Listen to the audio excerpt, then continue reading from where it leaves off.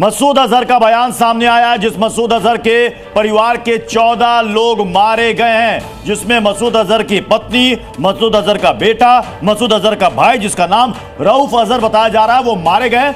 मसूद अजहर अब रो रहा है और वो कह रहा है इससे अच्छा होता कि मैं मारा जाता। ये वो मसूद अजहर है जिसे कंधार विमान अपहरण के समय में छोड़ा गया था। ये वो मसूद अजहर है जो पाकिस्तान में बैठकर हिंदुस्तान के खिलाफ साजिशें रचता था, और आज इसकी फैमिली के, यानी कि इस आतंकी फैमिली के 14 लोग मारे गए हैं और ये रो रहा है। और एक अहम बात यह भी है कि ये आतंकियों की जो भारत की लिस्ट है उसमें सबसे नंबर 1 आतंकी है मसूद अजहर। तो ये एक अच्छा है, खौफ अच्छा है, डर अच्छा है। अपने परिवार के लोग मरे तो फिर उसके आंखों में आंसू आ गए। अपने परिवार के लोग मरे तो ये कहने लगा कि मैं मर जाता, इससे तो अच्छा था। लेकिन सैकड़ों हिंदुस्तानियों की मौत का जिम्मेदार मसूद अजहर आज खून के आंसू रो रहा है। और 7 मई 2025 की यह तारीख इतिहास में दर्ज होगी, क्योंकि इस दिन सबसे कुख्यात आतंकी जिसने कि भारत को सैकड़ों जख्म दिए हैं, उसे ऐसा जख्म मिला है कि आज वो खून के आंसू रोता हुआ यह कह रहा है कि इससे अच्छा तो मैं मर जाता। तो इस वक्त की बड़ी खबर है कि ये तड़प और ये रोना, इनका दहाड़ना, छाती पीटना, ये बहुत अच्छा है। और ऐसे ही ये बहुत अच्छा इसलिए भी है कि बाकी जो हाफिज सईद जो इस वक्त भागा भागा फिर रहा है, अपना लोकेशन चेंज कर रहा है, लोकेशन नहीं मैं कहूंगा अपना बिल चेंज कर रहा है, वो चूहा, वो भी इसी तरीके से तड़पता हुआ दिख रहा होगा। हो सकता है। जी राम कृपाल, एक लाइन कह दूं। हाँ। अगर मसूद अजहर ये पहले मारा गया होता तो आज उसका परिवार जिंदा होता। यस, ये समझ लीजिए, ये बहुत लोगों के लिए है। हाँ। कि जो लोग इस तरह से हैं, आज वो कह रहा है कि इससे अच्छा तो मैं मर जाता। जी। अगर ये मर गया होता तो आज इसके 14 लोग जिंदा होते। ये बहुत अपने आप में कबूलनामा है। ये मसूद अजहर का कबूलनामा है कि उसके परिवार के लोग मारे गए हैं। अगर वो मर गया होता तो ये परिवार जिंदा रहता। लेकिन सर, बाकी आतंकवादियों को सोचना चाहिए। लेकिन वो तो पाकिस्तानी सेना और आईएसआई के महफूज यहां शेल्टर में था। दीपक वोरा जी, भारत की ओर से जिस तरह से पूरा शेल्टर ये ब्लॉक किया गया है, पूरा उनका जो सुरक्षा चक्र था उसको भेदा गया है। अब पाकिस्तान में बैठे आतंकी 1000 बार सोचेंगे, क्योंकि उनका अपना घर, उनके अपने लोग भी भारत मिसाइलों से सुरक्षित नहीं है। आपने बिल्कुल सही कहा सर। 9/11 के बाद जब अमेरिका ने हमला किया था अफगानिस्तान पर, सारी दुनिया अमेरिकन थी। सबने कहा तोड़ दो आतंक को, बहुत खुश थे सारी दुनिया। और 7/5 को जो हमने किया है, सारी दुनिया हमारे साथ है। तोड़ दो इस आतंक के गढ़ को, क्योंकि सर एक चीज मैं बता दें, आर्थिक, सोशल, एजुकेशन, सब कुछ, दुनिया की नंबर 1 चैलेंज आज 100 से ज्यादा देशों में क्या है? आतंक। वो सब हमारे साथ हैं। Thank you India. मेरे पास जो मैसेज आ रहे हैं, thank you India for doing what you have done. ये संदेश है। पाकिस्तान में अब काहे की बैठक हो रही है, मुझे समझ में नहीं आ रहा। नहीं सर, वो शोक वहां पर मसूद अजहर रो रहा है, छाती पीट रहा है, की बैठक हो रही है? वो शोक सभा हो रही है। शोक सभा हो रही है। इज्जत से कैसे सरेंडर करें?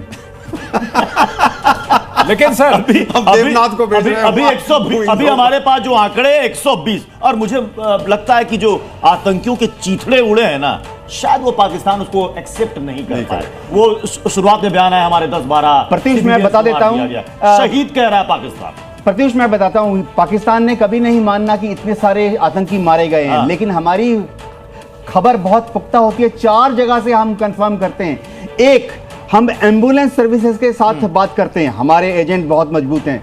2, सब अस्पतालों में जो आईसीयू हैं वहां पर हमारे खबरिए हैं, हम वहां से कंफर्म करते हैं।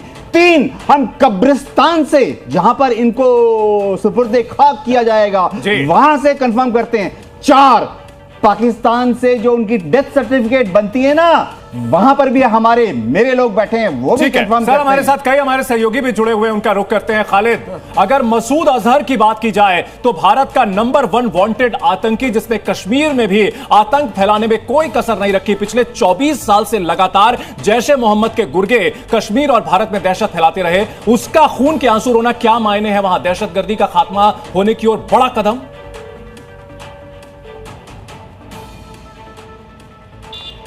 देखिए, बिल्कुल मुरीद के जो हेडक्वार्टर है जैश मोहम्मद का, वहाँ पर जो हमला टारगेटेड किया गया है वो इसीलिए किया गया था कि जितने भी हमले अगर हम भारत की करें तो उसमें सबसे ज़्यादा हाथ जो है जैश ए मोहम्मद का सामने आया है।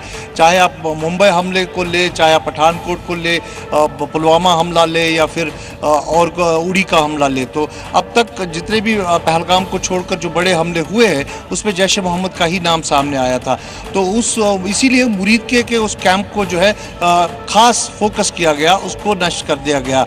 और जो हमें इन्फॉर्मेशन मिल रही है कि वहाँ पर पूरी तरह से आईडी ट्रेनिंग दी जाती थी, वहाँ पर जो बंदूक चलाने की जो ट्रेनिंग थी वो दी जाती थी, उस पूरे इमारत को ही नष्ट कर दिया गया है।